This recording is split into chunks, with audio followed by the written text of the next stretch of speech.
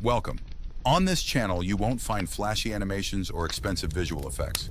Because what matters here isn't the visuals, it's the story, and every great football story deserves to be told.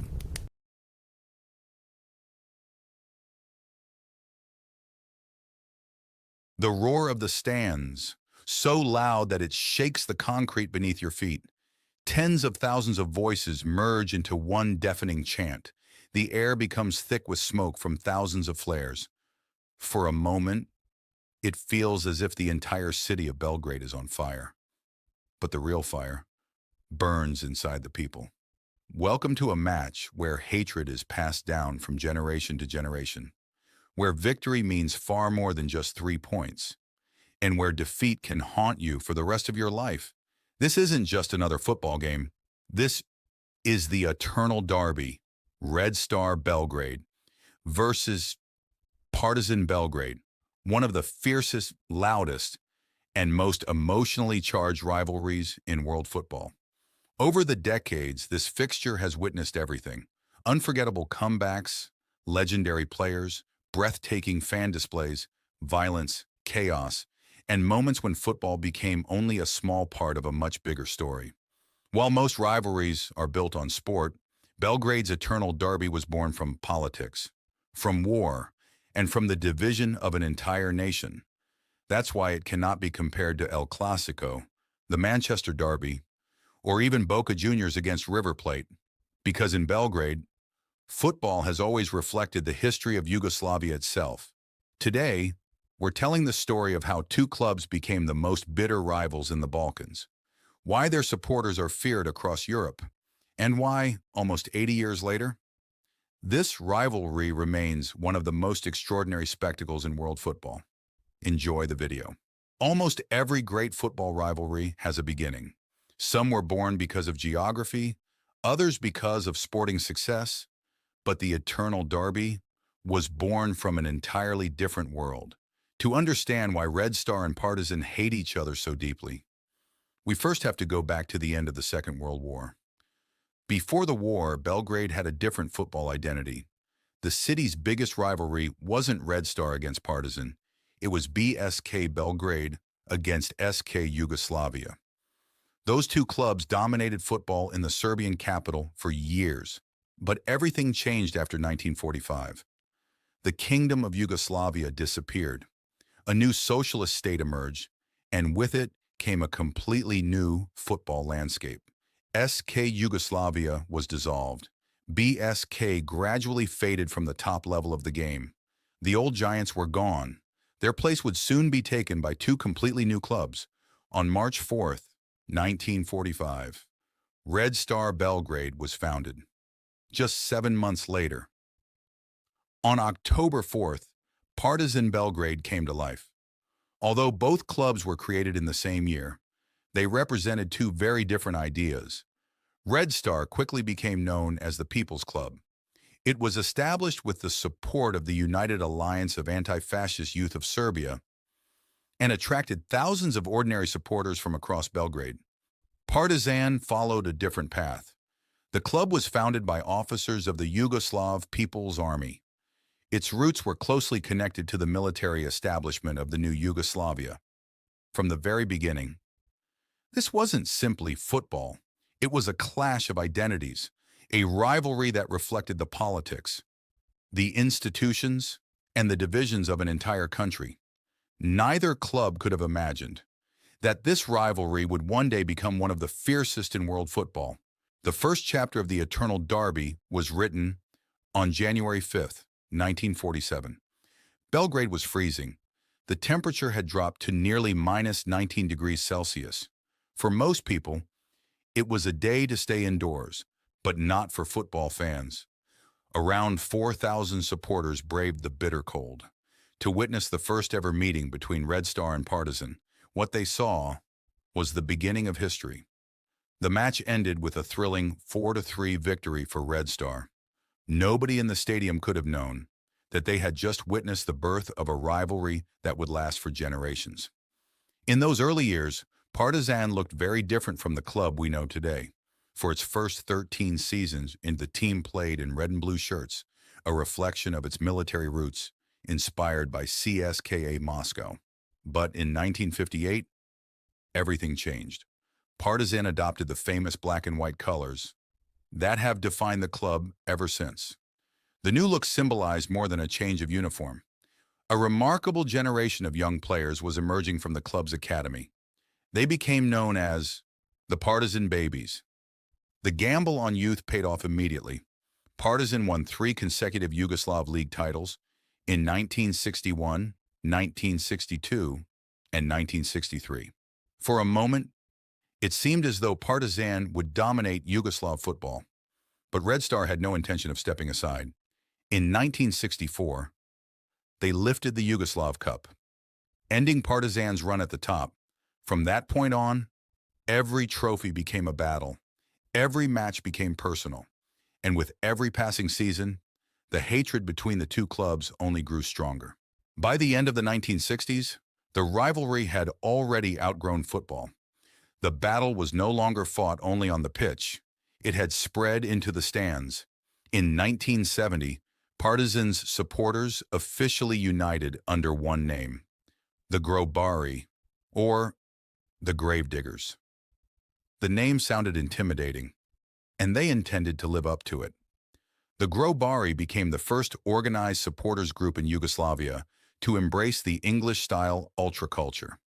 Non-stop chanting, scarves held high, massive banners, drums, smoke, and flares that turned entire stadiums into walls of fire. But they quickly earned a reputation for something else.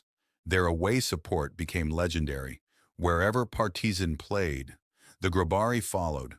Their arrivals often unsettled entire cities, earning them a fearsome reputation across Yugoslavia. Red Star's supporters developed differently. For years, several independent groups backed the club, each with its own identity, its own leaders, and its own section of the stadium. Then, in 1989, everything changed. The major Red Star groups united under a single banner, Delije, a Serbian word that can be translated as the heroes or the brave ones. From that moment on, the eternal derby became more than a contest between two football clubs. It became a battle between two of Europe's most passionate ultra movements. Every choreography was bigger. Every chant was louder. Every derby became a competition, not only on the field, but in the stands as well. The atmosphere inside Belgrade's stadiums was unlike anything else in Europe, and the entire football world was beginning to take notice. As the 1980s drew to a close, the eternal derby reached a new level of intensity. The rivalry between the players was fierce, but in the stands, the emotions were even stronger. Every derby became a battle for pride, for identity, for supremacy in Belgrade. In 1989, one dramatic match showed just how explosive this rivalry had become. Red Star scored the winning goal in the closing moments of the game. The stadium erupted. Supporters celebrated wildly. In the chaos that followed, hundreds of fans broke through the security lines and rushed onto the pitch. Within moments, the celebrations turned into disorder. Supporters from both sides confronted each other, and the match descended into scenes that made headlines far beyond Yugoslavia. For many people, it was a warning. Football was becoming inseparable from the growing tensions inside the country itself. Yet while emotions were boiling at home, Red Star was about to achieve the greatest success in Serbian football history. In May 1991, the club reached the European Cup final. Their opponents, Olympique de Marseille. After 120 tense minutes, the score was still level. Everything would be decided by penalties. Red Star held their nerve, winning the shootout, 5-3. They became champions of Europe, the greatest triumph in the club's history. But the celebration would not last long. Within months, Yugoslavia began to fall apart. War spread across the region, and football, like everything else, would never be the same again. As Yugoslavia collapsed, the eternal derby entered its darkest chapter. The country was torn apart by conflict. Its economy collapsed, its borders changed, and everyday life became increasingly uncertain. Football did not escape the chaos. UEFA suspended Yugoslav clubs from European competitions. One of Europe's strongest football nations suddenly disappeared from the international stage. Inside Serbia, the rivalry between Red Star and Partizan only became more emotional. Every derby carried the weight of a country in crisis. The stadiums became places where frustration, anger, and identity were expressed with overwhelming intensity. Despite the isolation, neither set of supporters abandoned their club. Whenever European matches became possible again, thousands of Serbian fans traveled incredible distances to follow their teams. Some spent days on buses, crossing multiple countries, simply to stand behind their players for 90 minutes. One banner displayed by Red Star supporters became legendary. It read, "War, hardship, closed borders, but we still made it." The message earned applause from many neutral supporters inside the stadium. It was a reminder that football could unite people. Even during the darkest times, back in Belgrade, the eternal derby remained unlike anything else in Europe. The smoke, the fire, the noise, the endless chants. Every match felt less like a football game and more like an event the entire city lived through together. But even after the war, the rivalry would continue producing unforgettable stories. Some of them written by the players themselves. Few players have ever understood the pressure of the eternal derby better than Mateja Kejman. The Partizan striker was adored by his own supporters and despised by Red Star fans. During one unforgettable derby, after finding the back of the net, Kejman sprinted toward the away end. What happened next would follow him for years. In the heat of the moment, he celebrated with a highly provocative gesture aimed at the rival supporters. The reaction was immediate. The stadium exploded with anger. The incident dominated headlines across Serbia. Years later, Kejman admitted he had lost control of his emotions. He revealed that the backlash was so intense, he received serious threats, and eventually chose to apologize publicly on national television. His story became another reminder that in Belgrade, every action has consequences. But if Kejman's celebration caused outrage, the story of Vladimir Stojkovic shocked an entire generation. Stojkovic had come through Red Star's academy. He was considered one of the club's brightest young talents. Its supporters believed he would always remain one of their own. After spells abroad, the goalkeeper returned to Serbia in 2010. But not to Red Star. He signed for Partizan. For many fans, it felt like the ultimate betrayal. Supporters reacted with fury. His decision sparked enormous controversy across the country. Training sessions required increased security, and his every appearance in the Eternal Derby became one of the biggest stories in Serbian football. In most rivalries, changing clubs is controversial. In Belgrade, it can define your legacy forever. Today, the Eternal Derby is no longer defined by the violence that once surrounded it. Serbia has changed, football has changed, and security around the fixture has improved dramatically. The rivalry remains fierce, but the focus has increasingly returned to the game itself. What has never changed is the atmosphere. The moment the players step onto the pitch, the stadium transforms. Massive choreographies cover entire stands.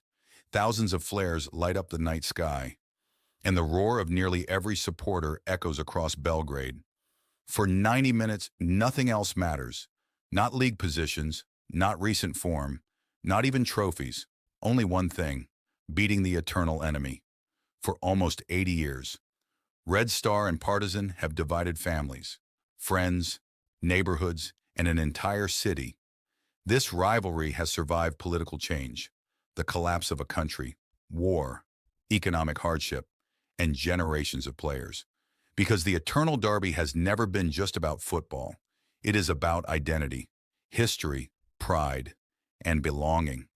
That is why, no matter how many years pass, the Eternal Derby will always remain one of the greatest spectacles in world football.